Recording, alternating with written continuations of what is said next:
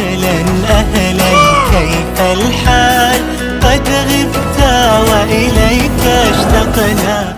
शहबाज गिल की जद्दा काउंसलेट में press conference. Shahbaz Gill ने बातचीत करते हुए कहा कि वज़ीर आज़म इमरान खान बुध की शब जद्दा पहुंचेंगे। ये दौरा सऊदी अरब मुकम्मल होने पर मुश्तरका एलामिया जारी किया जाएगा। पाकिस्तान और सऊदी अरब दोनों का अमन, सलामती और इस्तेहकाम और दिफा एक है।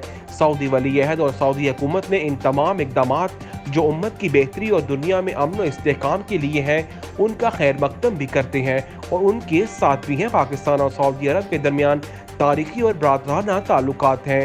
ग्रीन इनिशिएटिव के मामले पर वली अहद और इमरान खान की जो बात हुई है उसके तहत हम साथ खड़े हैं।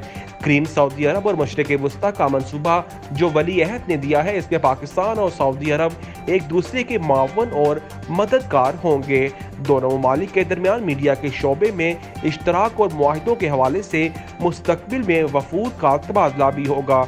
उनका मजीद कहना था कि तहफ़्फ़ुज़ नामूस रसालत सल्लल्लाहु अलैहि वसल्लम के हवाले से सऊदी वली अहद मोहम्मद बिन सलमान से ख़ुसूसी बातचीत होगी। इसके अलावा काउंसलेट का सहाफ़ियों के साथ नारवा सलूक पर शहबाज गिल ने सहाफ़ी बरादरी को बेहतरी की यकीन दहानी भी करवाई। मुकाबला और प्राइम मिनिस्टर ने दावत दी, दोबारा से अयादा किया अपने इस अज़्म का कि हम सबको इकट्ठे होकर इस पे आवाज़ बुलंद करनी है। मुस्लिम जो सफ़ीर थे उन सब ने इसकी तायीद की और प्राइम मिनिस्टर को मुबारकबाद भी दी इस काज की लीडरशिप करने पर। ये यकीन दिलाया कि तमाम लोग इकट्ठे होंगे। तो एक तो प्रिंस मोहम्मद बिन सलमान के साथ इस पर भी बात होगी। उसकी वजह ये कि ये इशू प्रिंस के भी दिल के बहुत करीब है, जैसा कि मुस्लिम उम्मा के किसी और। फिर मलिक साहब का बहुत इंपॉर्टेंट MOU है यहाँ पर, जो पाकिस्तान में इन्होंने बहुत अच्छा काम किया, 1 बिलियन ट्री और फिर 10 बिलियन ट्री। अब जो प्रिंस मोहम्मद जो भी तरीकाकार है वो ब्रोइकार लाऊंगा। सर सवाल इस तरह के हम लोग जो बैठे हुए हैं सब सहाफ़ी हैं और सब नेशनल चैनल से तल्लुक़ रखते हैं, लेकिन पिछले कुछ अरसे से ना तो हमें कॉन्सुलेट की तरफ से दावत दी जाती है और ना हमें कोई प्रेस रिलीज दी जाती है।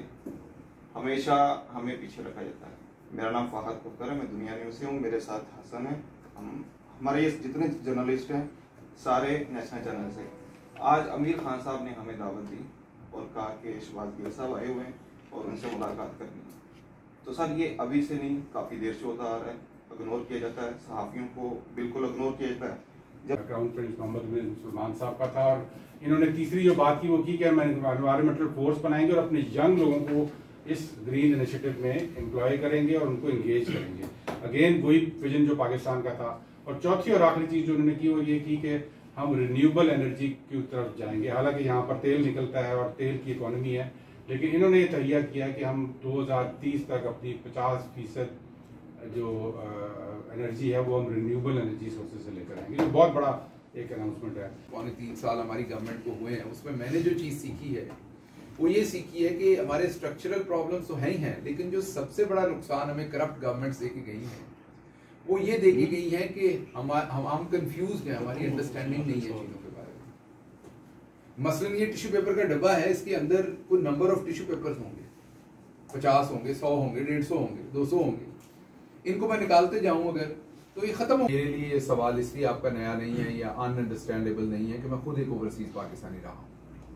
तो जिन प्रॉब्लम्स में से आप गुजरते होंगे या गुजरे होंगे उन प्रॉब्लम्स में से मैं भी गुजरा हूँ और उनका अदराक रखता हूँ। पहली बात तो ये कि जो ओवरसीज पाकिस्तानी होते हैं वो बड़ी अल्लाह का शुक्र है कि एक्सेप्शनली टैलेंटेड लोग होते हैं ज़्यादातर। इसीलिए वो एक प्रदेश में जाके ऐसी जगह जहाँ उनके रूट्स नहीं होते वहाँ पे भी जाके अपने आप को मनवाते हैं, अपने आप को कामयाब करते हैं और अपनी काबिलियत का लोहा मनवाते हैं। तो उन्हें को बहुत ज़्यादा मदद की ज़रूरत नहीं होती किसी से भी, क्योंकि अगर मदद की उन्हें ज़रूरत हो तो वो एक प्रदेश में जाके अपने लिए नई चीज़ें, नई जड़ें, नई चीज़ें कैसे बना दें। तो जो जिस शख्स में अल्लाह ने एबिलिटी दी होती है उसका तवक्कुल अल्लाह की ज़ात के ऊपर होता है। लेकिन हैविंग सेड दैट, जब वो अपने मुल्क के साथ, वतन अजीज़ के साथ जुड़ी हुई किसी चीज़, मेरे लिए ये सवाल इसलिए आपका नया नहीं है या अनअंडरस्टैंडेबल नहीं है कि मैं खुद एक ओवरसीज पाकिस्तानी रहा हूँ। तो जिन प्रॉब्लम्स में से आप गुजरते होंगे या गुजरे होंगे उन प्रॉब्लम्स में से मैं भी गुजरा हूँ और उनका अदराक रखता हूँ। पहली बात तो ये कि जो ओवरसीज पाकिस्तानी होते हैं वो बड़ी अल्लाह का शुक्र है कि एक्सेप्शनली टैलेंटेड लोग होते हैं ज़्यादातर, इसीलिए वो एक प्रदेश में जाके ऐसी जगह जहाँ उनके रूट्स नहीं होते वहाँ पे भी जाके अपने आप को मनवाते हैं, अपने आप को कामयाब करते हैं और अपनी काबिलियत का लोहा मनवाते हैं। तो उन्हें को बहुत ज़्यादा मदद की ज़रूरत नहीं होती किसी से भी, क्योंकि अगर मदद की उन्हें ज़रूरत हो तो वो एक प्रदेश में जाके अपने लिए नई चीज़ें, नई जड़ें, नई चीज़ें कैसे बना दें। तो जो जिस शख्स में अल्लाह ने एबिलिटी दी होती है उसका तवक्कुल अल्लाह की ज़ात के ऊपर होता है।